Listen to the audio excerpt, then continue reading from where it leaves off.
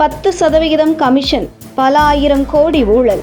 திமுக முதல் குடும்பத்துக்கு எப்படி தொடர்பில்லாமல் இருக்கும்? தமிழக மக்கள் எதிர்பார்த்த நல்லாட்சிக்கு பதிலாக கமிஷன் மற்றும் ஊழல் குற்றச்சாட்டுகள் அதிகம் பேசப்படும் ஆட்சியாக திமுக அரசு மாறிவிட்டதாக பல தரப்பில் விமர்சனங்கள் எழுந்துள்ளன.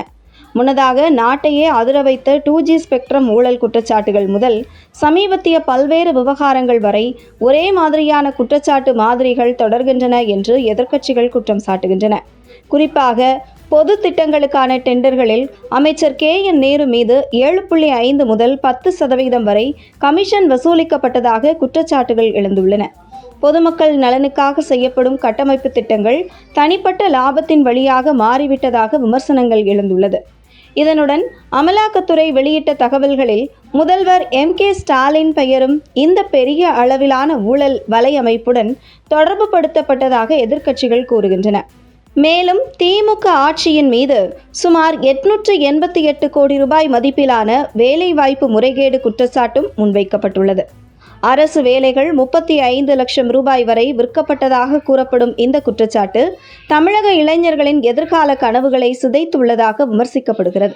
அதேபோல் டாஸ்மாக் துறையிலும் சுமார் 1000 கோடி ரூபாய் அளவிலான முறைகேடு நடந்ததாக கூறப்படுகிறது. மது விநியோக சங்கிலியில் திட்டமிட்ட மாற்றங்கள் மற்றும் சட்டவிரோத டெண்டர் நடைமுறைகள் மூலம் இந்த முறைகேடு நடந்ததாக குற்றச்சாட்டுகள் எழுந்துள்ளன. இந்த விவகாரத்தில் துணை முதல்வர் உதயநிதி ஸ்டாலின் அவர்களின் நெருங்கியவர்கள் தொடர்புடையவர்கள் என எதிர்க்கட்சிகள் கூறுகின்றன. மின்துறை தொடர்பாகவும் முன்னாள் அமைச்சர் செந்தில் பாலாஜி காலகட்டத்தில் டிரான்ஸ்பார்மர் டெண்டர்களில் சுமார் 397 கோடி ரூபாய் அளவிலான முறைகேடு நடந்ததாக குற்றச்சாட்டுகள் முன்வைக்கப்பட்டுள்ளன. மதுரை பகுதியில் சொத்து வரி மதிப்பீடுகளை குறைத்து நிர்ணயித்ததன் மூலம் சுமார் 150 கோடி ரூபாய் வருவாய் இழப்பு ஏற்பட்டதாகவும் கூறப்படுகிறது. இதேபோல் விவசாயிகளின் நெல் கடத்தல் போக்குவரத்து ஒப்பந்தங்களில் சுமார் 160 கோடி ரூபாய் அளவிலான முறைகேடு நடந்ததாகவும் குற்றச்சாட்டுகள் எழுந்துள்ளன.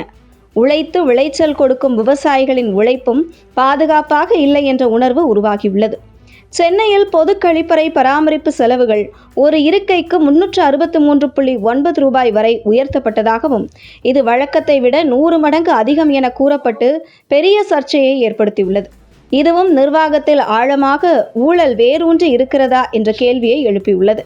மேலும் திமுக அரசின் பல முக்கிய அமைச்சர்கள் மீது தொடர்ந்து பல்வேறு குற்றச்சாட்டுகள் நிலவி வருகின்றன. அமைச்சர் செந்தில் பாலாஜி மீது பணம் பெற்று வேலை வழங்கியதாகவும், பொன்முடி மீது பண மோசடி வழக்கு தொடர்பாகவும், KKSSR ராமச்சந்திரன் மீது சொத்து குவிப்பு வழக்கு தொடர்பாகவும், ஜெகத் ரட்சகன் மீது நிலக்கரி தொடர்பான குற்றச்சாட்டு மற்றும் வேலு மீது பிடுமீன் ஒப்பந்த குற்றச்சாட்டு போன்றவை தொடர்ந்து பேசப்பட்டு வருகின்றன. இத்தனை குற்றச்சாட்டுகள் தொடர்ந்து எழுந்து கொண்டிருக்கும் போது 2026 மே 4ஆம் தேதி நடைபெறவுள்ள தேர்தலில் தமிழ்நாட்டின் எதிர்காலத்தை தீர்மானிப்பது மக்களின் கையில்தான் உள்ளது என்பது குறிப்பிடத்தக்கது.